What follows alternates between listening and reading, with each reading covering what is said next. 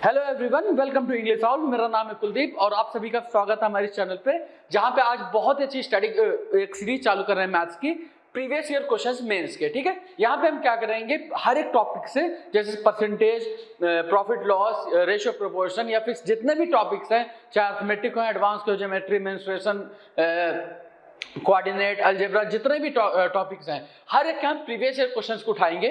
और उनमें सारे के सारे क्वेश्चंस नहीं, ऐसा होता है कि कभी कभी प्रीवियस ईयर क्वेश्चंस में बहुत सारे सिंपल क्वेश्चंस आ जाते हैं, बेसिक क्वेश्चंस आ जाते हैं, वो आपको वो यहाँ पे डिस्कस नहीं होगा, क्योंकि अगर आप प्रीलिम्स क्लियर करके आ रहे हैं अगर आप, तो ऑलरेडी आपको उतनी बेसिक, तो आपके बेसिक क्वेश्चंस तो आप ऑलरेडी कर लेंगे। तो वो सब बिना टाइम वेस्ट किए हम यहाँ पे क्या करेंगे, सारे के सारे जो इंपॉर्टेंट क्वेश्चंस होंगे ना मेंस के प्रीवियस ईयर, यहाँ पे कोई भी ऐसा क्वेश्चन नहीं है जो प्रीवियस ईयर में नहीं आया हुआ है, सारे के सारे क्वेश्चन प्रीवियस ईयर में आए हुए हैं मेंस में। तो उन्हीं के पर्सपेक्टिव से हम क्वेश्चन सारे सॉल्व करेंगे। ठीक है, यहाँ पे उसकी सॉफ्ट ट्रिक क्या यूज करते हैं, सारी चीजें यहाँ पे आप सीखेंगे। ठीक है, तो सारी वीडियोज आप अच्छे से देखते रहिएगा। और इस चैनल पे आपको खाली क्या बोलते हैं, मैथ के ही नहीं, बाकी आप चाहे जीएस की पोर्शन, चाहे हिस्ट्री, ज्योग्राफी, स्टैटिक पोर्शन या इंग्लिश के वोकैब सेक्शन, जो भी आप चाहते हैं, बाकी जितने भी गवर्नमेंट जॉब से रिलेटेड कोई भी क्वेरीज होती हैं, सारी की सारी यहाँ पे आपको मिल जाएंगे। तो चैनल को सब्सक्राइब कर लीजिएगा और वीडियो को लाइक कर दीजिएगा। ठीक है, तो बिना टाइम वेस्ट के चलिए स्टार्ट करते हैं आज का वीडियो। परसेंटेज, ठीक है, परसेंटेज के पिछले कुछ 10 साल का एक अंदाजा है, 10 से 12 साल का, कि 10-12 साल में जो परसेंटेज के क्वेश्चंस आए हुए हैं, इंपॉर्टेंट क्वेश्चंस, वो सारे के सारे यहाँ पे हम डिस्कस करेंगे। ठीक है, तो सीधा आता है पहले क्वेश्चन पर। When a number is increased by 40 it becomes 125% of itself, what is the number. बहुत ही बेसिक क्वेश्चन है, लेकिन यहाँ पे इस क्वेश्चन को क्यों लिया गया है, ताकि टाइम बचे। क्वेश्चन क्या बोल रहा है, एक नंबर को अगर हम 40 से बढ़ा दें तो वो नंबर खुद का 125% हो जाता है। यानी पहले वो 100% था, अब कितना हो गया, वो 125% हो गया। यानी कितना बढ़ा है, 25% बढ़ गया ना, और कितना बढ़ा है, 40 बढ़ा है ना, तो 25% का मतलब कितना होता है, 40। तो हमें नंबर बताने, यानी 100% बताना है। 100% क्या होगा, 4 से मल्टीप्लाई कर दो 160। बिना टाइम वेस्ट के हमारा आंसर आ गया सी ऑप्शन 160। ठीक है, तो टाइम वेस्ट नहीं करना, सीधे सीधे शॉर्ट ट्रिक पे आना है। ठीक है, चलिए समझ में आया होगा आपको। 40% बढ़ा है और ओवरऑल 25% बढ़ा है, तो 25% ही 40 है, 100% 160। चलिए अगले क्वेश्चन पर आते हैं। Water tax is increase by 20% but its consumption is decrease by 20%, then the increase और decrease in the expenditure of the money. बहुत ही सिंपल क्वेश्चन है। क्या बोल रहा है कि जो वाटर टैक्स है ना, वो 20% बढ़ गया है, लेकिन जो कंजम्पशन था, जितना यूजेज जो था, वो 20% कम हो गया। तो यहाँ पे बताना है कि टोटल मनी खर्चे में कितना इंक्रीज या डिक्रीज आया है। तो बहुत ही सिंपल क्वेश्चन है। हम क्या करते हैं ऐसे क्वेश्चन में, इनवर्स रेशियो टाइप की चीजें लगा देते हैं। अगर क्या बोलते हैं, इनकम फिक्स रखनी है या फिर एक्सपेंडिचर और कंजम्पशन में चेंज आया है, पैसे में चेंज आया है, तो हम रेशियो वाली चीजें लगा देते हैं। 20% का मतलब क्या होता है, 1/5। यानी वाटर टैक्स जो है 5 था, अब कितना हो गया, 1 इंक्रीज हुआ तो 6 हो गया। तो कंजम्पशन क्या कर दिया उन्होंने, कंजम्पशन कर दिया 20% डिक्रीज। 20% डिक्रीज क्या होता है, ये भी 1/5 होता है, लेकिन ये 5 से 4 हो गया। ठीक है, जो टैक्स था वो 5 से 6 हुआ, लेकिन जो कंजम्पशन था वो 5 से 4 हो गया। ठीक है, यानी अगर टोटल को काउंट करें तो पहले 25 टोटल एक्सपेंडिचर हो रहा था, और अब कितना हो रहा है, 24 हो रहा है। ठीक है, कितना का डिक्रीज आ रहा है, 1 का, किस पर, 25 पर, इंटू 100, तो कितना आ जाएगा, ये 4% कम हुआ है ना, तो 4% डिक्रीज, सी ऑप्शन आपका आंसर आ जाएगा। ठीक है, रेशियो मेथड से हम इस क्वेश्चन को सॉल्व कर देंगे। टैक्स 5 से 6 हुआ है, कंजम्पशन 5 से 4 हुआ है, यानी टोटल खर्चा 25 से 24 हुआ है। 1 का डिक्रीमेंट किस पर, 25 पर, तो 4% डिक्रीज आंसर आपका। ठीक है, चलिए आगे बढ़ते हैं। In an examination 52% of the candidate failed in English, 42% failed in mathematics, and if 17% failed in both the subjects, then the percentage of candidates who passed in both the subjects was. बहुत ही simple question है कि examination में 52% English में fail हुए, 42% maths में fail हुए, और 17% ऐसे बच्चे हैं जो कि दोनों में फेल हुए। तो हमें बताना क्या है कि कितने परसेंट बच्चे ऐसे हैं जो कि दोनों में पास हुए हैं। देखो ये वेन डायग्राम का क्वेश्चन होगा, ये आपको भी समझ में आ गया, बाकी और भी बहुत सारे तरीके हैं, लेकिन वेन डायग्राम से करना बहुत ही सूटेबल होता है। ठीक है, लेकिन वेन डायग्राम हम करें, लगाएं किसका, पास वाला लगाएं या फेल वाला लगाएं, ये भी दिमाग में आता है। तो एक बात याद रखना, जिसका भी बोथ वाला दिया हो ना, जैसे यहाँ बोथ वाला क्या दिया, 70% both fail, 70% fail in both the subject, जिसका बोथ वाला रिलेशन दिया हुआ वही वाला वेन डायग्राम बना देंगे। 70% दिया है, फेल वाला दिया है, तो फेल वाला वेन डायग्राम बना देंगे। ठीक है, चलिए कौन कौन सा सब्जेक्ट है, इंग्लिश और मैथ्स। ठीक है, तो एक बात बताइए, 17% दोनों में फेल हुए, 17% डाल दिया यहाँ पे, ये दोनों वाला कॉमन है। 52% इंग्लिश में फेल हुए, 52%। 17 तो यहाँ हो गए, ये 35 हो जाएंगे कि 35% बच्चे ऐसे हैं जो केवल इंग्लिश में फेल हुए हैं, और मैथ्स में फेल हुए 42%। 17 तो ये हो गया, तो 25% बच्चे ऐसे हैं जो केवल मैथ्स में फेल हुए हैं। 17 तो वो हैं जो दोनों में हैं, ठीक है। तो ओवरऑल अगर देखो 35 + 17, 52 + 25, दैट इज 77% बच्चे ऐसे हैं जो किसी ना किसी एक सब्जेक्ट में फेल हैं, या तो एक में फेल हैं या फिर वो 2 में फेल हैं, ठीक है। 77% बच्चे ऐसे हैं जो कि 1 या 2 में फेल हैं, यानी जो बचे हुए बच्चे हैं, बचे हुए कितने हैं, 23%। ये क्या है, ये दोनों में पास हैं, बोथ पास्ड, ठीक है। ये दोनों में पास हैं, तो आंसर हमारा कितना हो जाएगा, 23%। That is A option is the right answer, ठीक है। समझ में आया ना, बहुत ही सिंपल क्वेश्चन था।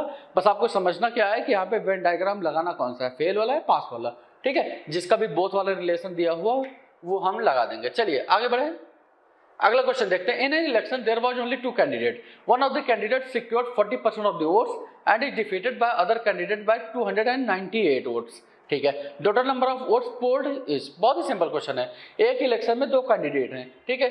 जो क्या बोलते हैं 40% है, एक वोटर जो 40% पाया है वो हार गया, कितने वोट से, इतने वोट से। तो हमें बताना कितने वोट पड़े हैं। तो एक बात बताओ, सपोज 100% वोट पड़े होंगे, जो 40% वोट लूजर को मिले होगा और विनर को फिर कितना मिला होगा, 60% वोट। तो जो विनर है वो कितने वोट से जीता होगा, 20% वोट से जीता ओवरऑल, और 20% की वैल्यू कितनी दी गई है, 298, ठीक है। 20% की वैल्यू 298, हमें 100% की वैल्यू पूछा है, तो इंटू 5 से दोनों तरफ मल्टीप्लाई कर दो, तो 100% ये हो गया, और इधर 5 से मल्टीप्लाई करना, तो काम करो इसका आधा कर दो। आधा कितना हो गया, 149, एक जीरो चिपका दो। किसी भी नंबर को जब 5 से मल्टीप्लाई करते हैं तो उसके आधा करके एक जीरो चिपका दो, ठीक है। तो 1490 आपका आंसर आ जाएगा, सी ऑप्शन। इतने total number of voters polled हुए थे, इतना टोटल नंबर ऑफ वोटर्स थे वहां पे, ठीक है। समझ में आया ना, चलिए नोट कर लो, फिर आगे बढ़ते हैं। बहुत ही सिंपल क्वेश्चन है, कोई परसेंटेज में बहुत डिफिकल्ट क्वेश्चन नहीं बनते, लेकिन वहां पे प्रॉब्लम क्या होती है कि चीजें सॉल्व करना आपको जल्दी से आना चाहिए, ठीक है। टाइम बचाना हमें वहां पे मेंस में। चलिए, A is 28% more than B and C is 25% less than the sum of A and B. Then by what percent will C be more than A? Correct to 1 decimal place, ठीक है। ए अगर 28% ज्यादा है B से, और सी जो है 25% कम है ए और बी के समीशन से, ठीक है। तो परसेंटेज जहां दिखे वहीं से सॉल्व करना चालू कर दो। 28% का मतलब क्या होता है, तुरंत परसेंटेज को फ्रैक्शन में चेंज करना आना चाहिए। इसका मतलब 7/25। ए इज 28% मोर देन बी, अगर बी 25 है तो ए ज्यादा है 7, तो यानी बी अगर 25 है तो ए 7 ज्यादा है, तो ए कितना हो गया, 32 हो गया। एक रिलेशन ये आ गया। आगे क्या बोल रहा है कि C is 25% less than the sum of A and B। A और B का जो समीशन है ना, उससे 25% कम है C। A और B का समीशन कितना है, 32 और 25 कितना होता है, 57, ठीक है।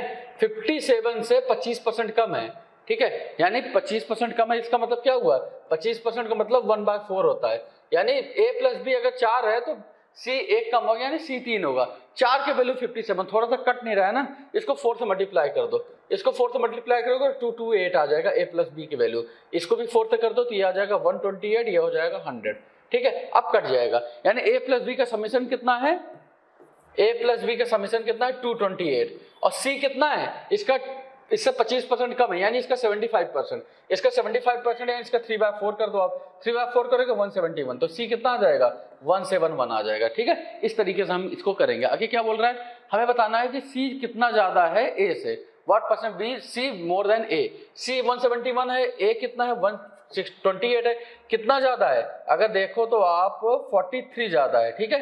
तो 43 ज्यादा है किससे, 128 से, ठीक है। तो इंटू 100, समझ में आ रहा है ना।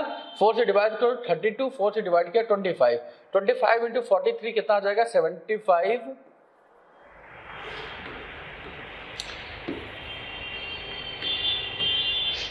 25 इंटू 3 75, कैरी 7, 25 4 से 100 + 7 107/32, ठीक है। फिर कैंसिल किया कितना आ जाएगा, 96, 3 115, फिर 3 33 पॉइंट कितना जाएगा, अप्रोक्सीमेशन 6 में अप्रोक्स 33.6%, ठीक है। तो आपका डी आंसर आ जाएगा, ठीक है। समझ में आया ना, बेसिक कैलकुलेशन है खाली, आपको इस तरीके से सॉल्व करके आंसर अपना लेकर आ जाना है, ठीक है। चलिए आगे बढ़े। Basir's working hours per day were increased by 15% and his wages per hour were increased by 20%. By how much percent did his daily earnings increase? बहुत ही सिंपल क्वेश्चन है। अभी जैसे एक क्वेश्चन कराया था ना वो कंजम्पशन वाला, वाटर टैक्स वाला, सेम क्वेश्चन है कि बसीर की जो वर्किंग पर आवर डे है वो 15% इंक्रीज हो गई। 15% मतलब 3/20, यानी जो वर्किंग आवर था वो पहले अगर 20 थी तो अब कितनी हो गई? 23 हो गई। ठीक है। And his wages per hour increase by 20%। 20% मतलब 1/5। ठीक है, यानी अगर वेजेस अगर 5 थी तो कितनी हो गई? 6 हो गई। तो इनकम कितनी थी? पहले 100 थी और अब कितनी हो गई? 138 हो गई। तो कितना इंक्रीज हुआ है? 38 इंक्रीज हुआ। लेकिन हमसे परसेंटेज में पूछा होगा कितना परसेंट? 38 इंक्रीज हुआ किस पर? 100 पर ना। तो 38/100 इंटू 100 कितना होता है? 38% आपका आंसर आ जाएगा, दैट इज बी। ठीक है, समझ में आ रहा है ना? थोड़ा सा फास्ट हम चल रहे हैं ताकि आप चीजों को समझो भी थोड़ा तेज। ठीक है, तो क्योंकि आपको मेंस आपको वहां पे टाइम बचाना है, ऐसे क्वेश्चंस में आपको टाइम बचाना है, ऐसे क्वेश्चंस में आपको टाइम वेस्ट नहीं करना है, इस बात को याद रखना आप। ठीक है, चलिए। If 25% of half of x is equal to 2.5% of the 2.5 times of the value of the 30% of the 1/4 of y, then x is what percent more or less than y? बहुत ही सिंपल क्वेश्चन है। जो आपको language given है ना, बस उठा के उसे क्वेश्चन में पुट कर दो, बस एक एक चीज। 25% यानी 1/4 of half of x is equal to 2.5 times 2.5 times मतलब 5/2 the value of 30% of 30% मतलब 3/10 of 1/4 of y, that is y का 1/4 y/4। इतना हमें इंफॉर्मेशन गिवन है। देखो कुछ कट कुट रहा है, 4 2 2 4 कट गए। ठीक है, आगे कुछ कट रहा है, बिल्कुल 5 2 कट गए। तो अगर x और y का रिलेशन देखें तो कितना आ गया? 3/2 आ गया। यानी x 3 है तो y कितना है? 2 है। हमसे क्या पूछा? x कितना परसेंट कम या ज्यादा है? x 3 है, y के कंपेरिजन में पूछा है। x 3 है, y से कितना ज्यादा है? 1 ज्यादा है। किससे? 2 से। तो 1/2 इंटू 100 आप करोगे कितना आता है? ये 50% आपका आंसर आ जाता है। ठीक है, दैट इज 50% मोर है। x ज्यादा है ना, तो 50% मोर आपका आंसर आ जाएगा। 50% देख के आंसर ऐसे मत टिक कर देना कि 50% मोर 50% लेस है। सिंपल क्वेश्चन है लेकिन बच्चे गलती कर देते हैं। ठीक है, समझ में आया ना? उसे उठा के क्वेश्चन में पुट कर दो, सीधे से आपका आंसर आ जाएगा। कोई भी ज्यादा इसमें दिमाग लगाने की जरूरत नहीं है। ठीक है, चलिए। Two numbers are 40% or 80% lesser than the third number. ठीक है, by how much percent is the second number to be enhanced to make it equal to the first number? बहुत ही सिंपल क्वेश्चन। दो नंबर हैं जो कि 40% और 80% कम है एक तीसरे नंबर से। ठीक है, तो यहीं से सॉल्व करना चालू करो कि थर्ड नंबर अगर 10 है तो सेकंड और फर्स्ट, सेकंड कितना? पहला 40% कम है यानी 6 होगा, और तीसरा कितना है? 80% कम है तो ये 2 होगा। ठीक है, इससे इसका 40% कम है यानी इससे 40% यानी 6 है, इससे 80% कम है यानी 2 है। तो ये रिलेशन हमारा आ गया। How much percent is the second number? Second number is enhance, कितना इसको बढ़ा दें to make it equal to the first number. First को हम कितना बढ़ा दें कि वो 6 पर हो जाए? तो यानी 4 बढ़ा दें। फर्स्ट को 2 को 6 बनाना है तो यानी 4 बढ़ाना पड़ेगा। किससे? 2 से इंटू 100 तो कितना आ जाएगा? ये 200% आपका आंसर आ जाएगा। ठीक है, दैट इज डी। कितना बढ़ाना? परसेंटेज कितना बढ़ाना? एक्चुअल वैल्यू तो हमें दी नहीं गई, ये तो हमने लेट किया हुआ है। पूछा क्या कि कितना परसेंटेज बढ़ा दें, तो बढ़ाना किसको? इसको बढ़ाना है ना, तो डिनोमिनेटर में जिसको बढ़ा, जिसके कंपैरिजन में बात कर रहे हैं वही आता है। ठीक है, तो बढ़ाना कितना है? न्यूमरेटर में है, वो चेंज कितना लाना है वो न्यूमरेटर होता है, और किस पर हम बात कर रहे हैं वो होता है डिनोमिनेटर। ठीक है, तो न्यूमरेटर में है 4, क्योंकि 4 बढ़ाना किस पर बढ़ाना? 2 पर, इंटू 100 दैट इज 200% आपका आंसर आ जाएगा।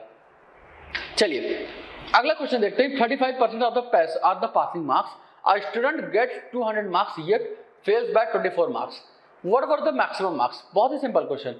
अगर 35% पासिंग मार्क्स है, एक बच्चे को 200 मार्क्स मिले, ठीक है, और वो फिर भी वो 24 नंबर से फेल हो गया, यानी एक बात समझ में आई कि पासिंग मार्क्स कितना था? 200 नंबर मिले, 24 से फेल हुआ, तो यानी पासिंग मार्क्स 224 था। ठीक है, 224 पासिंग मार्क्स था। हमें बताना है मैक्सिमम मार्क्स। ये पासिंग मार्क्स है, अब पासिंग मार्क्स कितना होता है? 35%। तो इसका मतलब ये नहीं कि 35% की वैल्यू 224 है। ठीक है, हमसे पूछा है मैक्सिमम मार्क्स यानी 100% की वैल्यू। अब 100% कैसे नहीं करेंगे? एक काम करो, इसे 7 से डिवाइड कर दो, 7 5 जा और 7 3 2 जा। ठीक है, अब क्यों 7 से किया? ताकि इसे 100 बनाने से। अब 20 से मल्टीप्लाई कर दो तो ये 100% हो गया, और इसको 20 से मल्टीप्लाई करिए, 2 से करो 64, एक जीरो चिपका दो 640। तो हमारा मैक्सिमम मार्क्स कितना था 640। ठीक है, मैं जानबूझ के तेज करा रहा हूँ ताकि आपको भी ऐसे ही करना है पेपर में। ठीक है, टाइम वेस्ट बिल्कुल नहीं करना है। कैसे आपको सिंपल क्वेश्चन आते हैं तो वहाँ पे रिलैक्स नहीं हो जाना कि यार ये तो सिंपल है तो आराम से कर ही लेंगे हम। नहीं, अगर आप सिंपल क्वेश्चन को टाइम कम देंगे तब आपको डिफिकल्ट क्वेश्चन में टाइम ज़्यादा मिलेगा, तो वहाँ से आप फुल के फुल मार्क्स स्कोर कर सकते हैं। ठीक है, इसलिए इस सिंपल क्वेश्चन को करने की भी, सिंपल क्वेश्चन को भी करने के 50 तरीके होते हैं कि वही क्वेश्चन आप 20 सेकंड में कर रहे हो, वही क्वेश्चन 10 सेकंड में कर रहे हो। ये चीज़ें भी डिपेंड करती हैं। चलिए आगे बढ़े। A student gets 22 marks in more in French than what she had got in German। ठीक है, एक स्टूडेंट को 22 नंबर ज्यादा मिले फ्रेंच में जर्मन से। Her German marks are 28% of the sum of her French and German marks. ठीक है, व्हाट आर फ्रेंच मार्क्स? बहुत ही सिंपल क्वेश्चन है। जहां भी परसेंटेज गिवन हो, जब भी क्वेश्चन में कुछ और दिख ना रहा हो कि ये समझ में आ जाए कि परसेंटेज का क्वेश्चन है, और जहां भी परसेंटेज कुछ गिवन है समझ लो वहीं से हमारा काम बनने वाला है। ठीक है, एक स्टूडेंट है उसे फ्रेंच में 22 नंबर ज्यादा मिले जर्मन के कंपैरिजन में, और जो जर्मन का जो उसका नंबर है ना वो 28% है। जर्मन और फ्रेंच का दोनों को मिलाने जितना नंबर है उसका 28% है केवल जर्मन का नंबर। ठीक है, अब यहीं जहां परसेंटेज गिवन है यहीं से हमारा काम हो गया। 28% का मतलब क्या होता है? परसेंटेज को फटाक से फ्रैक्शन में चेंज कर दो, 7/25। तो कहना क्या चाहता है कि जर्मन और फ्रेंच का जो समीशन अगर 25 है तो खाली जर्मन का 7 है। German plus French is equal to 25. If German plus French is 25, then German is 7. अगर German 7, then French is equal to 18. ये बात भी आप समझ गए होंगे क्योंकि German plus French 25 है, तो German 7 और French 18। हमें क्या पूछा है? हमें French का मार्क्स पूछा है। ठीक है, अच्छा एक बात बताओ, फ्रेंच का मार्क्स पूछा है, 18 की वैल्यू पूछी है। हमें गिवन क्या है? मार्क्स किसका गिवन है? इन दोनों का डिफरेंस गिवन है। कितना है ये? 11। ये 11 मार्क्स है, 11 यूनिट है, क्योंकि हमने इसे यूनिट लिया हुआ है, हमने लेट किया हुआ है, एक्चुअल तो नहीं है। तो 11 ये ज्यादा है फ्रेंच में, और इनके अकॉर्डिंग कितना ज्यादा है? 22 मार्क्स। तो 11 की वैल्यू कितनी है? 22 मार्क्स। तो एक यूनिट की वैल्यू 2 मार्क्स आ गई। ठीक है, अब हमसे पूछा किसका है? फ्रेंच का पूछा। फ्रेंच दैट इज 18 यूनिट की वैल्यू पूछी है, कितना आ जाएगा? 36 मार्क्स। आपसे ये भी पूछ सकता था कि जर्मन में कितना है, तो 14 मार्क्स आ जाता। कुछ भी पूछ लेता आपका आंसर आ जाता। तो यहाँ पे तो फ्रेंच का पूछा है तो फ्रेंच का 36 मार्क्स आपका आंसर आ जाएगा। ठीक है, समझ में आया कि नहीं आया? आई होप समझ में आ रहा होगा आपको। चलिए आगे बढ़ते हैं। Ravi is 12 years younger than Surya. रवि's age is 40% of the sum of his and Surya's age. बस काम तो हो गया हमारा, क्योंकि पिछले क्वेश्चन जैसा ये है। What will be Surya's age 9 years hence, यानी 9 साल के बाद सूर्य की एज क्या होगी? अगर रवि 12 साल छोटा है सूर्य से, ठीक है, और रवि की जो एज है वो 40% है रवि और सूर्य का समीशन का। ठीक है, तो 40% का मतलब क्या होता है? 2/5। ठीक है, यानी रवि और सूर्य का समीशन अगर 5 है एज का, तो रवि का एज कितनी है? 2 यूनिट। रवि 2 यूनिट है और रवि प्लस सूर्य कितने हैं? 5 यूनिट। तो सूर्य कितना हो जाएगा? 3 यूनिट हो जाएगा, नहीं हो जाएगा? ठीक है, सूर्य 3 यूनिट हो जाएगा, नहीं, और रवि कितना हो जाएगा? 2 यूनिट। ठीक है, दोनों मिलकर 5 हैं। अब आगे क्या हमें इन्फॉर्मेशन दी हुई है कि रवि 12 साल छोटा है, यानी सूर्य 12 साल बड़ा है। हमारे अकॉर्डिंग कितना बड़ा है? 3 यूनिट, और उनके अकॉर्डिंग कितना बड़ा है? 12 साल। तो 3 यूनिट की वैल्यू कितनी हो गई? 12 years। तो 1 यूनिट की वैल्यू कितनी हो गई?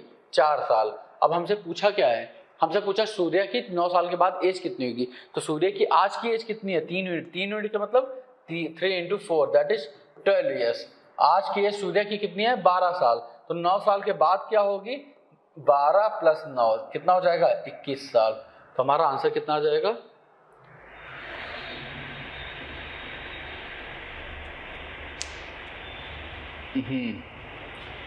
Ravi 12 years younger than, sorry, एक थोड़ी सी गलती हुई है यहाँ पे।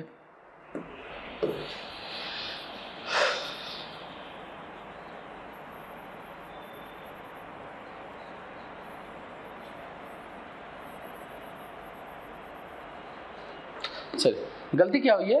क्या बोल रहा है? रवि जो है ना 12 साल छोटा है सूर्य से, और हमारे अकॉर्डिंग कितना छोटा है? 1 यूनिट छोटा है। ठीक है, 1 यूनिट की वैल्यू 12 साल है। ठीक है, तो सूर्य की एज कितनी हो जाएगी? सूर्य की प्रेजेंट एज कितनी हो जाएगी? 3 unit that is 3 × 12 that is 36 years। ये सूर्य की आज की एज आ गई, लेकिन 36 पहले ही ऑप्शन है, उसे मार्क मत कर देना क्योंकि पूछा आज का नहीं है, 9 साल के बाद का है। तो 9 साल के बाद कितनी हो जाएगी? 45 years, 45 साल आ जाएगी। Answer that is D option. ठीक है, समझ में आ रहा है कि नहीं?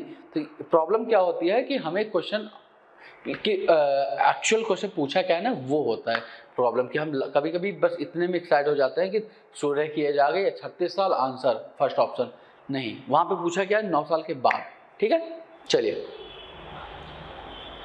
A man's annual income has increased by 5 lakhs, but the tax on the income that he has to pay has reduced from 12% to 10%. He now pays 10,000 more income tax. What is his increased income in lakh rupees बताना है। चलिए ठीक है, क्या बोल रहा है वो कि एक आदमी है जिसकी इनकम ना पर एनम 5 लाख रुपए इंक्रीज हो गई। ठीक है, लेकिन जो टैक्स देता था वो पहले अगर 12% देता था तो अब कितना दे रहा है वो, अब दे रहा है 10%। ठीक है, लेकिन अब क्या प्रॉब्लम है कि अब 10,000 रुपये ज़्यादा टैक्स दे रहा है। कंडीशन 3 समझ गए कि उसकी इनकम जितनी पहले थी उससे 5 लाख ज़्यादा हो गई। टैक्स पहले 12% देता, 10% देता है, लेकिन पैसे जितना भी देता था टैक्स एज अ टैक्स जितने रुपए देता था अब 10,000 रुपये ज़्यादा दे रहा है। ठीक है, चलिए। तो अब हमें बताना है कि उसकी इंक्रीज इनकम, अब जो इनकम हो गई है बढ़ने के बाद इनकम कितनी है। तो हम कैसे करेंगे, तो हम एक काम करते हैं, दोनों इनकम अलग अलग ले लेते हैं। ये पहले वाली इनकम ले लेते हैं, ये अब वाली इनकम ले लेते हैं 100x 100y। ठीक है, तो अब एक बात बताओ, पहले वाली और अब ये, अब वो पहले वाली थी, ये अब वाली है, तो दोनों का डिफरेंस कितना है, 100y माइनस 100x कितना है, 5 लाख है कि नहीं है। ठीक, पहले और अब में और पहले वाले इनकम में 5 लाख का डिफरेंस है, यानी अब वाले में पहले वाले में 5 लाख का difference, 100y minus 100x that is 5 lakh. 2 0 2 0 2 0 cancel हो गया, तो यानी एक y माइनस x कितना हो गया, y माइनस x हो गया 5000। एक इक्वेशन तो ये बन गया। दूसरी वैल्यू क्या बोल रखा है कि पहले वो 12% टैक्स देता था, तो पहले इस पर 12% टैक्स देता था, अब इस पर 10% टैक्स देता है, तो इस पर 10y टैक्स देता है, पहले 12x देता था। तो इनका अब ये 10y दे रहा है, पहले 12x दे रहा है, अब ज्यादा दे रहा है ना, कितना ज्यादा दे रहा है, पहले वाले से 10,000। तो ये एक क्वेश्चन ये हो गई। ठीक है, चलिए। तब हम क्या करेंगे, हमें बताना है इंक्रीज इनकम, यानी हमें किसकी वैल्यू बतानी है, हमें वैल्यू बतानी है 100y की। तो x का कोई काम नहीं है, जब x का कोई काम नहीं है ना तो इसको 12 से मल्टीप्लाई कर दो, तो 12y minus 12x is equal to 60,000। ठीक है, क्यों 12 से मल्टीप्लाई किया, दोनों 12x बराबर हो गए। अब दिस माइनस दिस कर दो, दिस माइनस दिस करने पर कितना है, 2y इज इक्वल टू 50,000। ठीक है, तो y की वैल्यू कितनी आ गई, 25,000। तो y की वैल्यू 25,000 आ गई, तो हमें अभी की इनकम कितनी हो जाएगी, 25,000 इंटू 100 दैट इज 25 लाख। ठीक है, 25 लाख आपका आंसर आ जाएगा, 25 लाख। समझ में आया कि नहीं, इस तरीके से आप इसे सॉल्व कर सकते हैं। ठीक है, चलिए अगले क्वेश्चन पर आते हैं कि on a certain date Pakistan has a success rate of 60% against India in all the ODIs played between the two countries. They lost the next 30 ODIs in a row and to India, and their success rate comes down to 30%. The total number of ODIs played between the two countries is, question समझा देता हूँ आपको मैं कि एक certain date को किसी एक टाइम पे पाकिस्तान का जो सक्सेस रेट था इंडिया के खिलाफ वो 60% था। मतलब कि जितने भी मैचेस खेले हुए थे इंडिया और पाकिस्तान के, उसमें से 60% मैच पाकिस्तान जीता था। ठीक है, चलिए अब इसको पहले थोड़ा सा यही सॉल्व करते हैं कि 60% मतलब 3/5, यानी टोटल मैच अगर 5x हुए थे तो पाकिस्तान जीता कितना था, इसका 3/5 दैट इज 3x। तो बचा हुआ मैच इंडिया जीता था, इंडिया कितना जीता था, 2x। चलिए अगले 30 मैचेस में लगातार वो इंडिया से हार गया, यानी अगले 30 मैचेस इंडिया जीत गया। उसकी वजह से जो सक्सेस रेट था ना वो 30% आ गया, यानी टोटल अब अगर 10 मैचेस हैं अगर, तो पाकिस्तान का 3 है और इंडिया का 7 है, मतलब रेशियो 3:10। 3 अगर टोटल 10 मैचेस हुए हैं तो पाकिस्तान अब 3 मैचेस जीता है, मतलब 3/10 का रेशियो हो गया। ठीक है, तो अब हमें बताना है कि कितने मैचेस हुए हैं इंडिया और पाकिस्तान के बीच में। ठीक है, चलिए पाकिस्तान कितने मैच जीता है, 3x। इंडिया कितने मैच जीता था, 2x। ये पहले था। अब कितने मैच जीत चुका है इंडिया, 2x + 30। पाकिस्तान तो उतना ही जीता है ना, उससे ज्यादा तो जीता नहीं, खाली जीतने वाले की बात कर रहा हूं मैं, जीतने वाले मैचेस की। तो पाकिस्तान पहले 3x, इंडिया 2x। अब इंडिया 2x + 30 मैच हो गया ना इंडिया के जीते हुए, और पाकिस्तान तो उतना ही पे रुका रहा। तो अब रेशियो क्या हो गया, 30% 3/10 हो गया। ये ओवरऑल हुआ है, यानी 3 पाकिस्तान जीता है 10 में से, तो इंडिया कितना जीता होगा, 3/7। तो 3/7 रेशियो हो जाएगा। ये बात समझ में आई कि नहीं, क्योंकि हम ओवरऑल की बात कर रहे हैं। ठीक है, तो क्रॉस मल्टीप्लाई कर दो तो 21x = 6x + 90। तो x की वैल्यू कितनी आ जाएगी, 15x की वैल्यू कितनी आ गई, 90। तो x की वैल्यू कितनी हो गई, 6।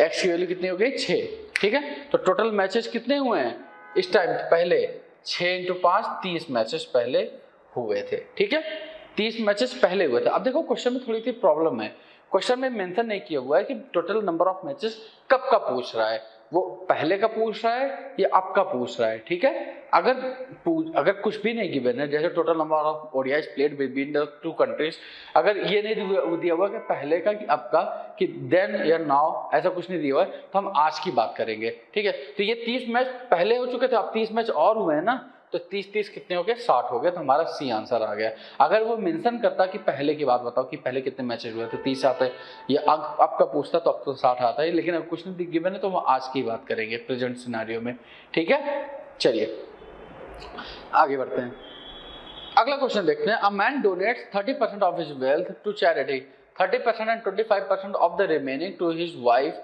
एंड सन्स रिस्पेक्टिवली, ठीक है। The rest he divides equally between his 3 daughters. One of his daughters gets 42 lakhs as her share, ठीक है। What was the man's wealth? बहुत ही सिंपल क्वेश्चन है कि एक आदमी की कुछ वेल्थ थी, ठीक है, उसका उसने 30% चैरिटी में डोनेट कर दिया। तो ऐसा क्वेश्चन कभी भी नहीं आता है ना, तो आप इसमें टाइम वेस्ट मत करो कि एक बार ही पढ़ो, फिर जैसे जैसे बोलता जा रहा है वैसे वैसे करते जाओ। सपोज को उसकी वेल्थ x रुपीज़ थी, तो उसने 30% डोनेट कर दिया, तो हमेशा हम क्या करते हैं बचे हुए क्यों लेते हैं। अगर 30% डोनेट कर दिया तो बचा हुआ कितना है 70%, दैट इज 7/10, ठीक है। इतने पैसे अब उसके पास बचे हैं, इसका उसने 30% ऑफ 25% ऑफ द रिमेनिंग जितना है उसका 30 और 25%, यानी 55% उसने वाइफ और बच्चे को दे दिया। 55% दे दिया तो बचा कितना 45%, दैट इज 9/20। परसेंटेज को फ्रैक्शन में चेंज करना, फ्रैक्शन से आना चाहिए।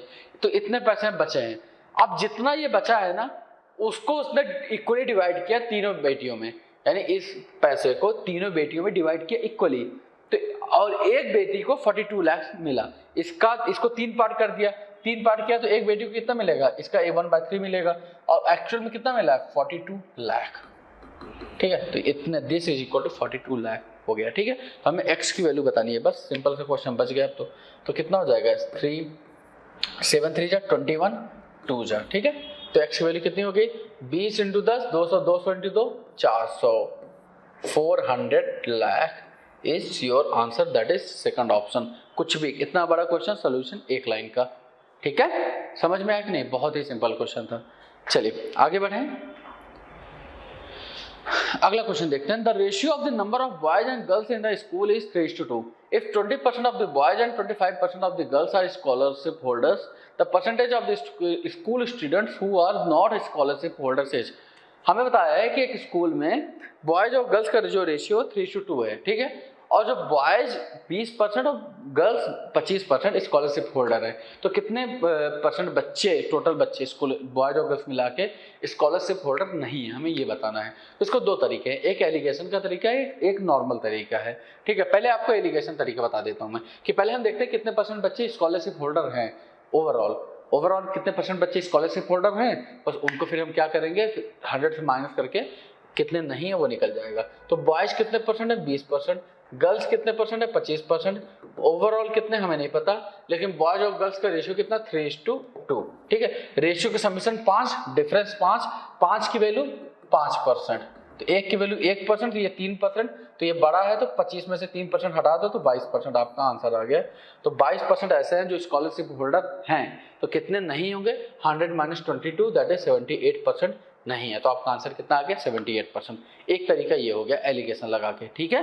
चलिए अब आपको मैं दूसरा तरीका बताता हूँ कि आप कुछ लेट कर लो। सपोज करो बॉयज कितने हैं 30, 3 है ना, तो इसको 30 मारो, तो गर्ल्स कितने हो जाएंगे 20। स्कॉलरशिप होल्डर कितने होंगे 20% बॉयज, इसके 20% इसका कितना हो जाएगा 6, ठीक है, और गर्ल्स के 25% यानी 5, इतने स्कॉलरशिप हैं। तो नॉन स्कॉलरशिप कितने होंगे 24, और ये कितने हो जाएंगे 15, तो 39, 24 + 15 39 बच्चे ऐसे हैं जो स्कॉलरशिप नहीं मिला है। कितने में से 50 में से 39/50 × 100, तो कितना हो जाएगा ये 78% आपका आंसर आ जाएगा, दैट इज बी ऑप्शन। दोनों तरीके आपको बता दिए, जो भी आपको आसान लगता है, जो भी सिंपल लगता है वो आप कर लीजिए। एलिगेशन से करेंगे तो उससे आपका कॉन्सेप्ट और अच्छे से क्लियर होगा, तो मैं सजेस्ट करूंगा कि आप एलिगेशन से करें, ठीक है। चलिए A scored 72% in a paper with a maximum marks of 900 and 80% in another paper with a maximum marks of 700. If result is based on the combined percentage of the two papers, the combined percentage is. मैंने क्यों बोला था पिछले वाले question को कि आप allegations करो, क्योंकि ऐसे क्वेश्चन को आप एलिगेशन से हवा में उड़ा दो। क्या बोल रहा है, एक में 72% मिला, ए को एक पेपर में 900 नंबर का पेपर था उसमें 72% मिला, और दूसरा पेपर जो कि 700 नंबर का था उसमें 80% मिला। अगर दोनों को मिला के पूछ रहा है कंबाइंड परसेंटेज बनता है तो हमें बताओ ए को कितना परसेंट कंबाइंड मिला है। ठीक है, अब इसमें कुछ बच्चे चले जाएंगे, कुछ 900 का 72%, फिर 700 का 80%, दोनों मिला के 900 प्लस 700 1600 से इक्वेट करेंगे, फला फला फला, फिर जाके आंसर निकालेंगे। वो सब तो हमें करना नहीं है, एलिगेशन लगाना है। पहले में 72%, दूसरे में 80%। ठीक है, एवरेज बताना है। इसमें मार्क्स कितने थे 900 और इसमें कितने थे 700। ठीक है, रेशियो क्या हो गया 9:7 का रेशियो हो गया। ठीक है, 9 7 16, डिफरेंस कितना 8, तो 16 यूनिट की वैल्यू कितनी हो गई 8%, तो एक यूनिट की वैल्यू कितनी हो गई 0.5%। ठीक है, ये बड़ा है तो 9 दे दो, 9 को 0.5 दे दो 4.5, इसमें 4.5 हटा दो, कितना आ जाएगा 75.5% आपका आंसर आ जाएगा ए ऑप्शन।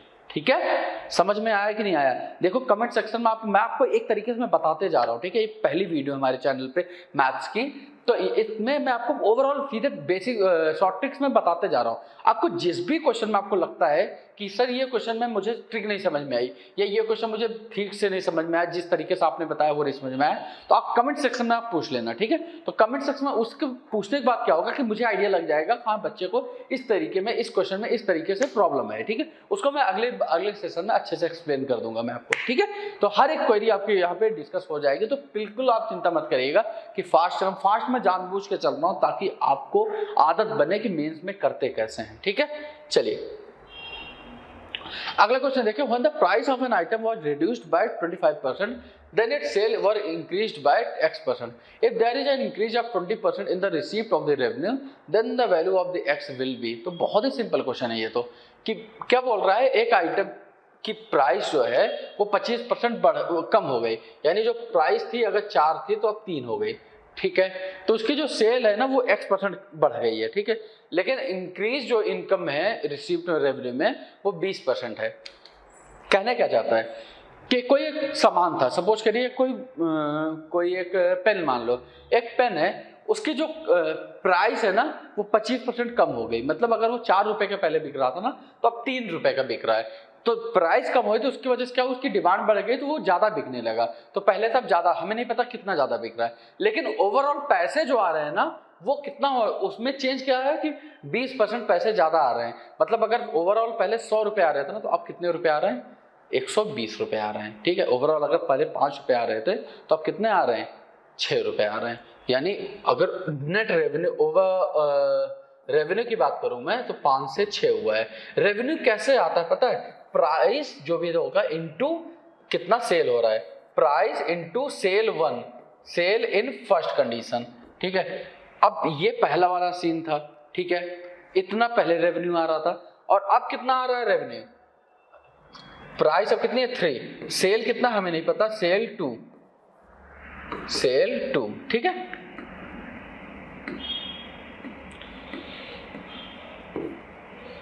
चलिए सेल 2, प्राइस पहले 4 था, सेल 1 हमें नहीं पता सेल कितनी था, अब प्राइस कितने 3 और सेल 2 हमें नहीं पता कितनी है, लेकिन पहले रेवेन्यू 5 जनरेट हो रहा था अब 6 जनरेट हो रहा है। तो 1 और 2 का रेशियो यहां से क्या आ जाएगा, ये 3 2 जा, तो सेल 1 और सेल 2 का रेशियो क्या आ गया, ये 5 ये 8, 5/8, यानी पहले अगर 5 बिक रहे थे, 5 पेन बिक रहे हैं तो अब कितने बिक रहे हैं 8 बिक रहे हैं। तो कितना ज्यादा बिक रहा है 3 ज्यादा बिक रहा है, किस पर 5 पर, 3/5 into 100 दैट इज 60% आपका आंसर आ गया, दैट इज बी ऑप्शन। ये बात समझ में आई कि नहीं, ये तरीका बहुत अच्छा है। ठीक है, कि किस तरीके से आपको करना है, price into sale is equal to revenue होता है, price into sale is equal to revenue, price into sale is equal to revenue, दोनों का रेशियो निकाल दिया आपका आंसर आ गया। ठीक है, अगले क्वेश्चन पर आते हैं कि in a constituency 55% of the total number of voters are males and rest are females, 40% male are the, ये एम कुछ नहीं है, 40% of the males are illiterate and 40% of the females are illiterate, then by what percent is the number of literate males more than the illiterate females. कुछ ठीक है, question समझा देता हूं आपको मैं कि एक कॉन्स्टिट्यूएंसी में 55% मेल है तो 45% फीमेल है, ठीक है। जितने मेल्स हैं उसमें से 40% पढ़े लिखे नहीं है, यानी 60% पढ़े लिखे हैं मेल, और 40% फीमेल लिटरेट है, 40% पढ़े लिखे हैं, तो 60% पढ़े लिखे नहीं है फीमेल्स।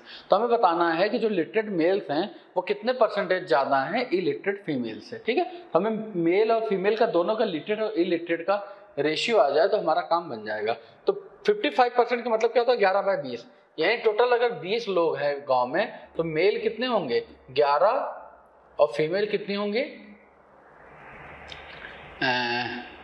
9। इसको थोड़ा सा लंबा कर देते हैं, इससे थोड़ा सा काम हमारा नहीं बनेगा। एक काम करते हैं 100 ले लेते हैं, तो मेल कितने हो जाएंगे 55, फीमेल कितनी हो जाएंगी 45। अब मेल 55 है, इनमें से 40% इलिटरेट है। इलिटरेट कितने हैं 40%, इसका 40% 10% 5.5 इंटू 4 कर दो तो 21 आ जाएगा, सॉरी 22 आ जाएगा, ठीक है। 22 इलिटरेट मेल हैं, तो लिटरेट कितने होंगे 33। अब फीमेल की बात करें तो इलिटरेट और लिटरेट, ठीक है। लिटरेट कितनी है 40%, इसका 40% कितना होगा 18, तो इलिटरेट कितने होंगे 27, ठीक है। हमारा सब कुछ काम यहाँ पे हो गया, ठीक है। अब खाली कैलकुलेशन बचा है, हमसे पूछा क्या है कि कितने परसेंटेज लिटरेट मेल्स ज्यादा है इलिटरेट फीमेल से। इलिटरेट फीमेल्स कितने 27, तो 33 कितना ज्यादा है 27 से, तो 6 ज्यादा है 27 से, तो 6/27 इंटू 100, 3 2 जा 3 9 जा, तो 200/9% आपका आंसर आ जाएगा, दैट इज सी ऑप्शन, ठीक है। समझ में आएगा या बहुत ही सिंपल क्वेश्चन था, आई होप समझ में आया होगा। चलिए आगे बढ़ते हैं। If 60% of a number is 120 more than the 20% of the number, then 28% of the number is less than 133 1/3% of the number by. तो बहुत ही सिंपल क्वेश्चन है।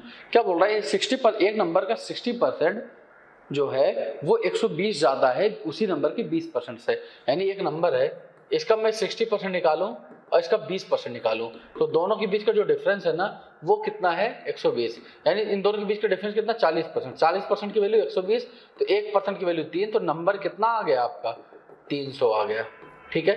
वो नंबर कितना हो गया 300, उसका 28% हमें, अब 300 नंबर आ गया। आगे क्या पूछा 28% उसी नंबर का, 28% इसका कितना होता है 1% 3, तो 28% 84 जो है वो कितना कम है इसका 33 1/3%, यानी इसका 1/3, इसका 1/3 कितना होता है 100, तो 84 100 से कितना कम है तो 16 कम है, तो 16 कम है, लेकिन हमें परसेंटेज पूछा होगा, नहीं परसेंटेज नहीं पूछा, हमें वो नंबर ही पूछा, तो हमें सीधे 16 ही पूछा है, तो आंसर कितना आ गया 16। वैसे परसेंटेज भी पूछता तभी भी 16 आ जाता, क्योंकि 100 से कंपैरिजन में तो परसेंटेज तो सेम ही आता, ठीक है। तो 16 हमारा आंसर हो जाएगा, सिंपल क्वेश्चन था। चलिए, if the price of petrol increases by 19% and Sunita intends to spend only an additional 12% on the petrol, by what percent should she reduce the quantity of the petrol purchased nearest to an integer? Question बहुत ही simple है। क्या बोल रहा है एक petrol की price 19% बढ़ गई, सुनीता क्या बोल रही है कि मैं खाली 12% खर्च बढ़ाऊंगी अपनी पेट्रोल पर, ठीक है। जितना पहले खर्च कर रही थी अब उससे केवल 12% ज़्यादा खर्च करेंगी, तो उसे हमें बताना है कि कंजम्पशन कितना वो कम उसे करना पड़ेगा, ठीक है। एक बात आपको फॉर्मूला बताता हूँ, price into consumption is equal to expenditure, ये होता है। इसी रेशियो का हम यूज करेंगे। कैसे, प्राइस 19% बढ़ा है, यानी प्राइस 100 से 119 हुआ है प्राइस, ठीक है। चलिए, अब उसे एक्सपेंडिचर कितना बढ़ाना है, खाली 12%। एक्सपेंडिचर 12% बढ़ाना, 12% मतलब 3/25, यानी 25 से 28 होना है, बस यही वाला फॉर्मूला लगा दो। पहले 100 था, हमें कंजम्पशन पहले नहीं पता तो C1 मान लेता हूँ, एक्सपेंडिचर पहले कितना था 25। अब दूसरे केस में प्राइस कितना हो गया 119, कंजम्पशन हमें नहीं पता तो, लेकिन एक्सपेंडिचर कितना हो गया 28 हो रहा है, ठीक है। तो हमारा कंजम्पशन का रेशियो आ जाएगा, तो वहां से कितने चेंज आ रहा है वो हम निकाल लेंगे, ठीक है। चलिए, तो 7 4 जा 7 17 जा, ठीक है। तो C1/C2 कितना आ जाएगा यहाँ से 17 इंटू 25 दैट इज 425, और 100 इंटू 4 दैट इज 400, ठीक है। और वैसे और भी कट रहा था वैसे ये, दैट इज 17/16, यानी कंजम्पशन पहले अगर 17 यूनिट कर रही थी तब उसे 16 यूनिट करना पड़ेगा। तो कितना चेंज करना पड़ेगा 1 का, किस पर 17 पर इंटू 100, तो कितना आ जाएगा अप्रॉक्सीमेटली ये 6% आपका आंसर आ जाएगा, ठीक है। समझ में आया कि नहीं आया? ये चीज रटना बोल रहा हूँ, ये चीज आपको नॉलेज होना इस चीज की बड़ा इंपॉर्टेंट है, ठीक है। ऐसे क्वेश्चन इसी पर खत्म हो जाते हैं, ठीक है। चलिए आगे बढ़ते हैं, अगला क्वेश्चन देखते हैं क्या बोल रहा है। Election were held in a society to elect a chairman, ठीक है। There were only 2 candidates A और बी, 2 कैंडिडेट थे ए और B. Candidate B got 25% less vote than the candidate A, ठीक है, यानी बी को 25% कम वोट मिले ए कंपेरिजन में। Number of members who did not cast the vote was same as the number of voters that candidate got B got, ठीक है। By how many votes did a win if the society had 20,000 members. चलिए बहुत अच्छा question है, बहुत ही simple भी question है।